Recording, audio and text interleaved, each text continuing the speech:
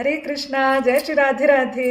ഇന്ന് അഷ്ടമി പൂജയൊക്കെ ചെയ്തു കഴിഞ്ഞപ്പോൾ ഞങ്ങൾക്ക് നിങ്ങളുടെ അടുത്ത് ഒരു ചെറിയൊരു കഥ പറയണം തോന്നി.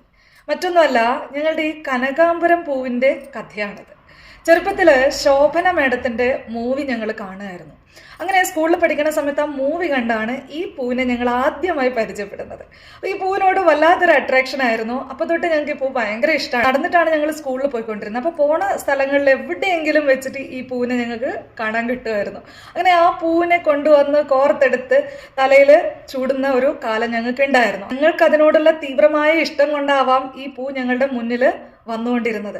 എന്നാൽ കുറച്ച് വർഷങ്ങൾ കഴിഞ്ഞതും ഈ പൂ വ്യവസായം ചെയ്യുന്ന സ്ഥലത്ത് എപ്പോൾ വേണമെന്ന് വെച്ചാലും കിട്ടുന്ന ഒരു സ്ഥലത്താണ് ഭഗവാൻ ഞങ്ങളെ എത്തിച്ചത്. ഇപ്പോൾ ഏത് സമയത്ത് ആഗ്രഹിച്ചാലും ഈ പൂ ചൂടാൻ ഞങ്ങൾക്ക് സാധിക്കും. ഇതാണ് മാനിഫെസ്റ്റേഷൻ ടെക്നിക്.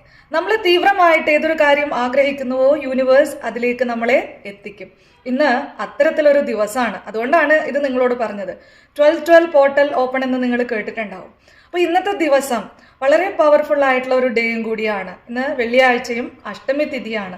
ഈ ദിവസം തീവ്രമായി നമ്മൾ എന്ത് ആഗ്രഹിക്കുന്നുവോ അതിനുവേണ്ടി ഭഗവതിയെ എത്രത്തോളം പ്രസാദിപ്പിക്കുന്നുവോ അത്രത്തോളം നമ്മളുടെ ലൈഫിലേക്ക് നമുക്കതിനെ അട്രാക്ട് ചെയ്യാൻ സാധിക്കും.